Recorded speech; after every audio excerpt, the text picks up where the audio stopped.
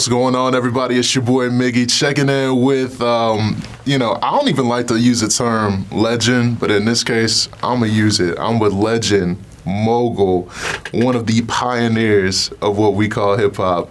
That man, Dame Dash. Dame. What's happening? What's happening, baby? How you doing? I'm good. How you doing? It's good to see you, man. Good to see you. It's good to be seen, man. I appreciate you taking the time to sit down with me one-on-one and just talk through, you being here in the city.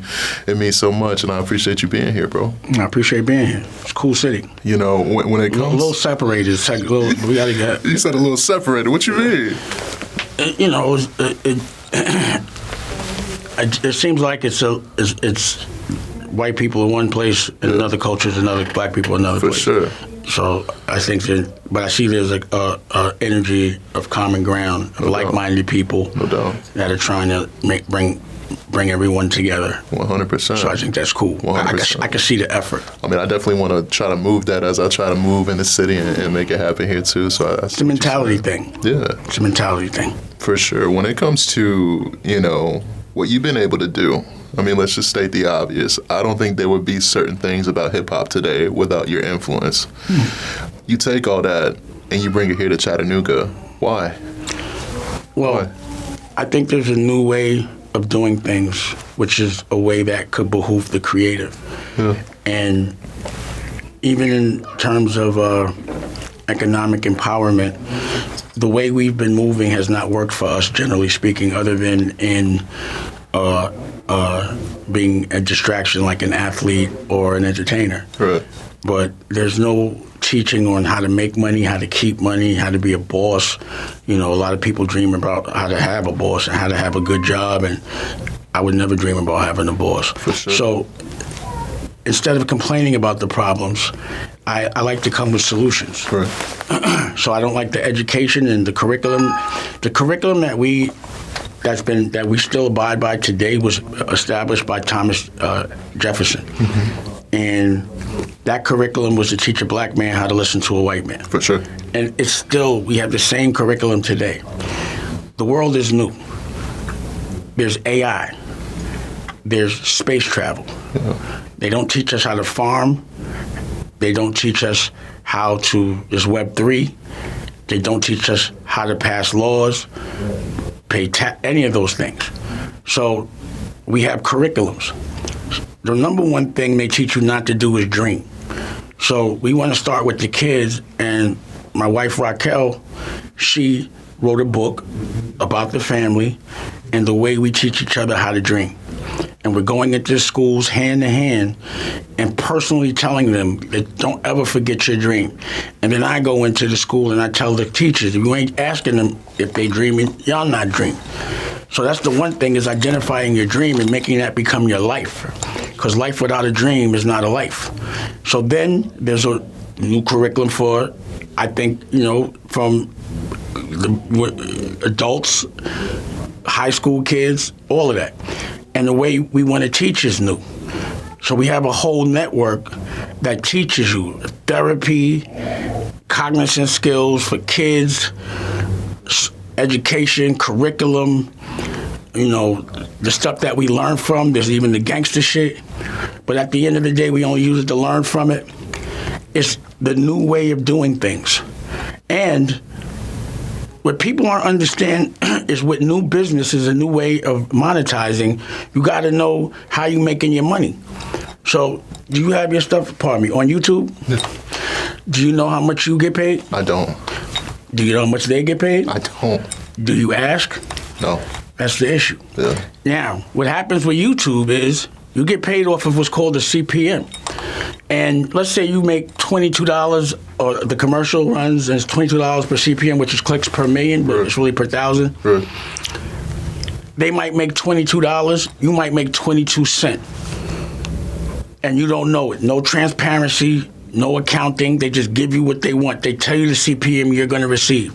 Now, in any world that you do all the work and someone takes 99% of the money, that's slavery. This is digital slavery. So how do you keep a slave a slave? You don't let them know they're a slave. No education. You keep them not knowing, make them think what you're giving them is a treat as opposed to a percentage of what you, a hundredth of a percent of what you deserve. So I had to go build my own network. And first I tried to do Dame Dash Studios, the subscription, that shit, the paid subscription don't work. Yeah. You got to give it for free, but if you give it for free, you got to get the ads. So what I did was I got and partnered up with Prophecy and his crew, and they were an ad agency. They built the silo to where, let's say YouTube gets it from Pablo, I go around YouTube and Tubi and all that, and we get it from Pablo. So we get the full benefit of the CPM, 100%. And we could break it down with our content creators, the actual CPM. You understand what I mean? I get it. 60-40 content creator. And that's if I even deal with the content creator because we have our own work up there. Right. So if you're giving me dumb work and something that's going to hurt us and stagnate us, you're not getting on my network or our network. It's my family's network. You know? So that's where I'm at with it. A place like Chattanooga, of course I'm going to come through. I want to talk to people and explain it to them hand to hand. It's that important for the trajectory of our culture because the new ways of doing things is the ways they're going to rob us. So my thing is to tell you about everything new and how the money is made so nobody's robbing y'all. It's education through entertainment. It's not programming, it's deprogramming.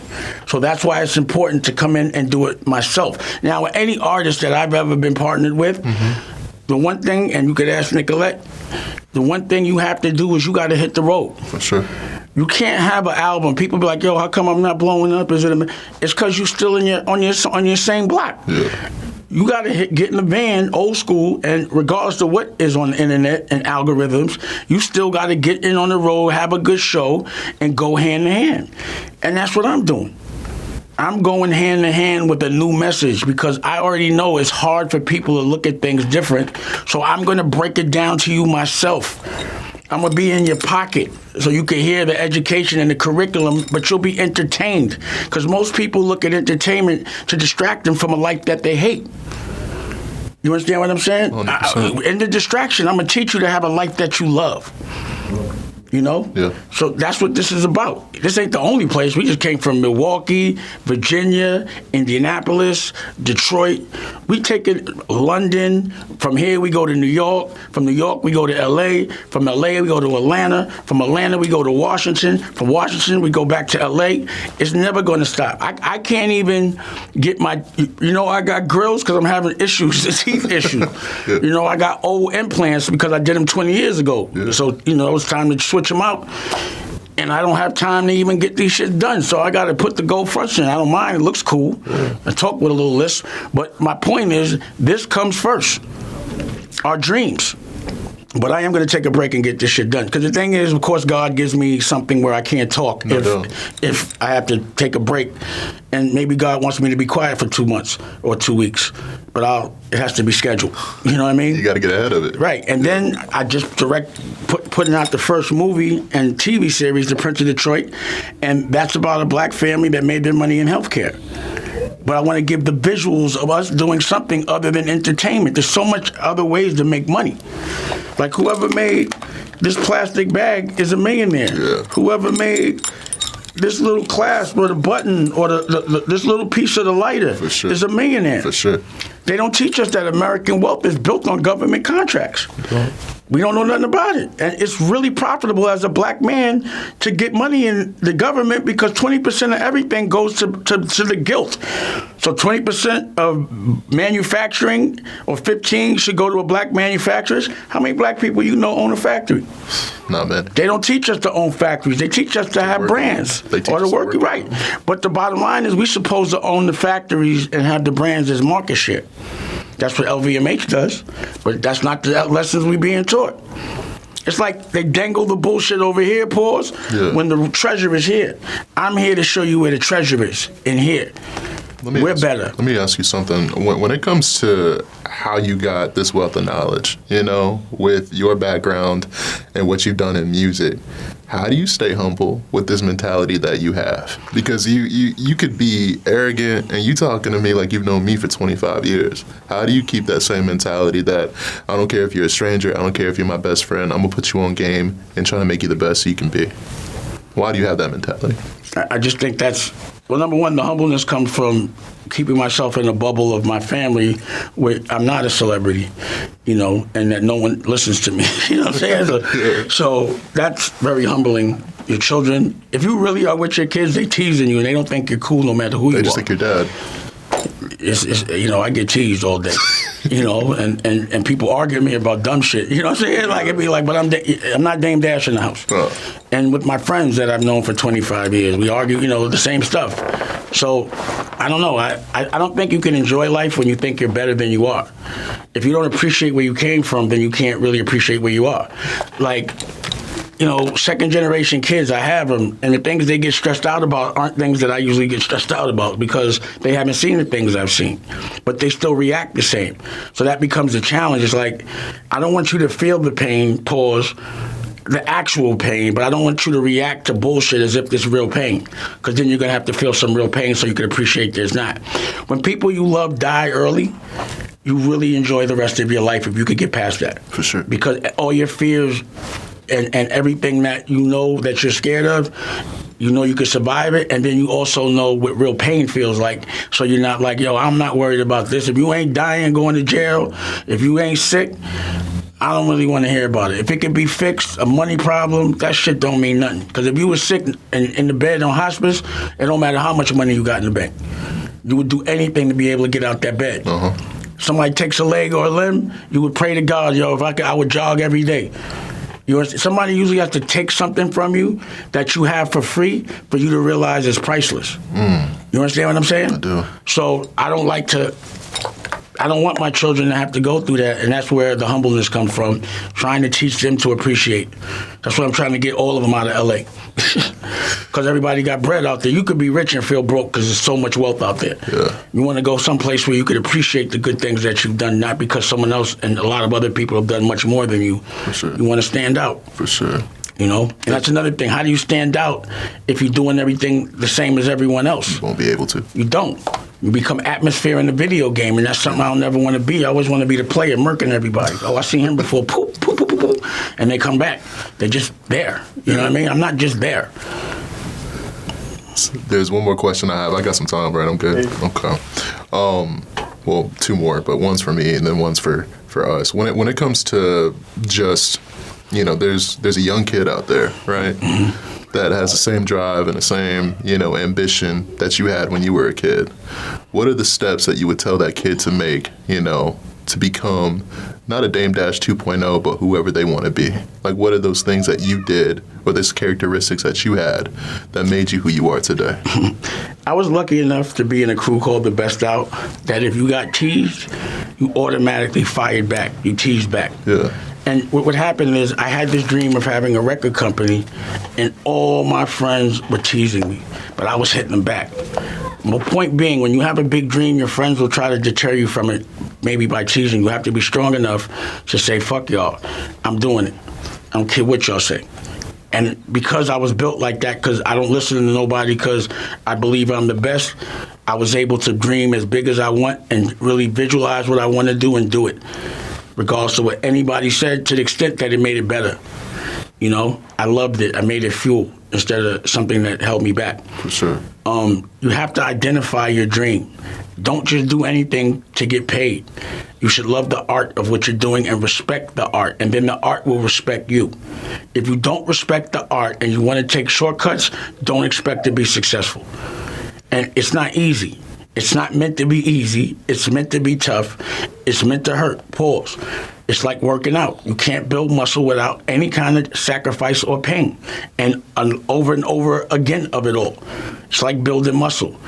And the dream should be something you would do for free. Get paid enough money that your children's children don't have to work, but by working on something that you would do for free. And that's the art. Anybody really, to me, can make money doing something they don't want to do.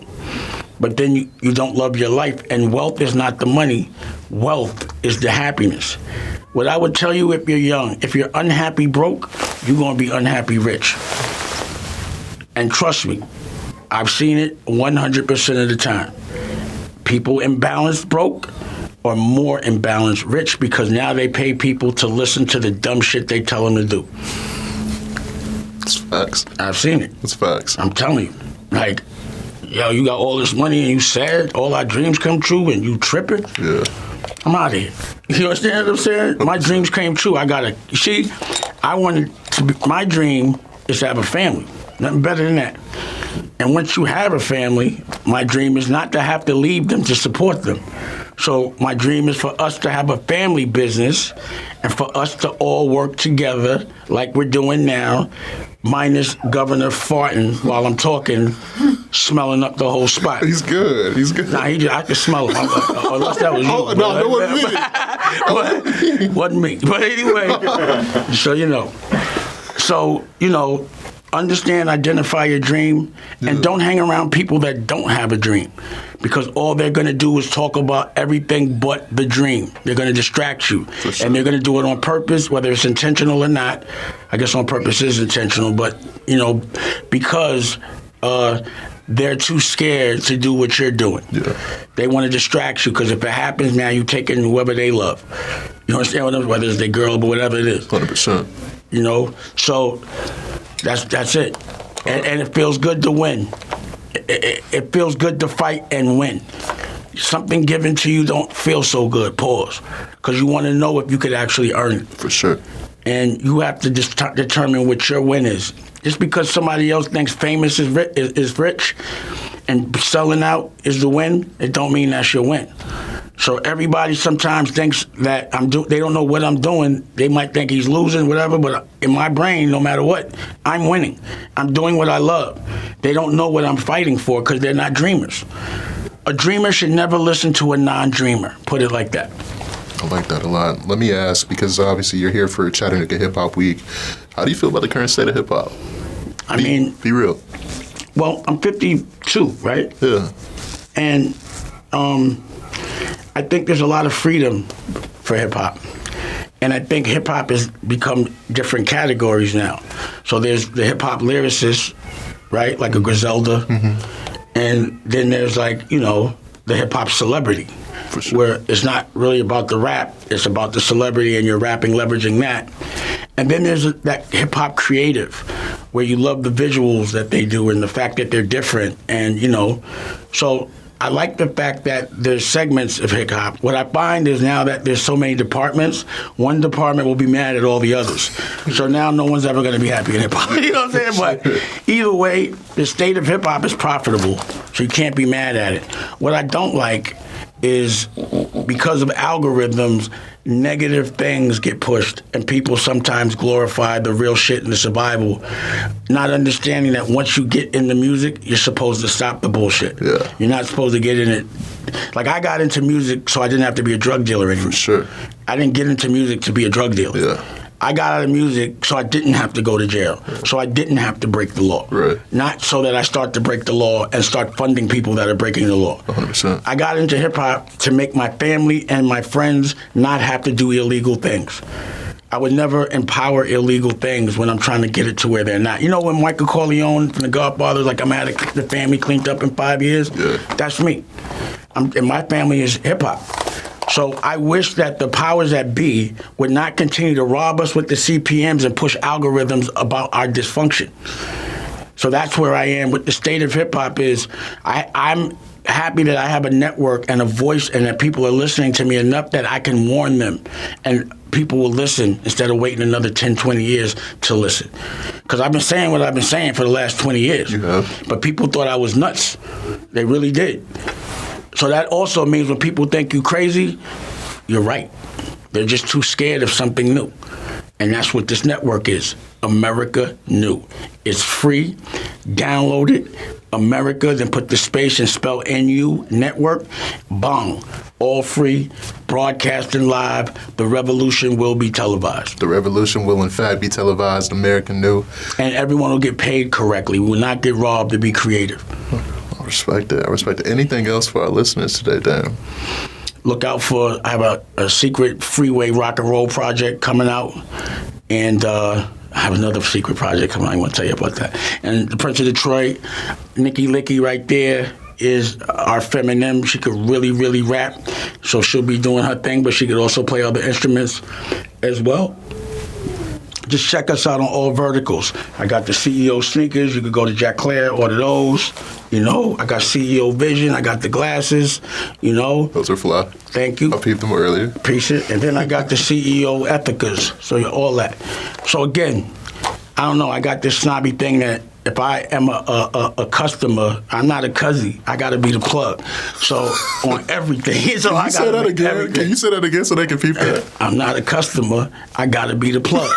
So I ain't going to be buying Nikes all day unless I could also sell them some CEOs. For sure. I got to be the plug somewhere. I appreciate other things that are quality, but I know that I could always do, as a man, that testosterone in me makes me think and know that I can do everything I like better or practice until I can't.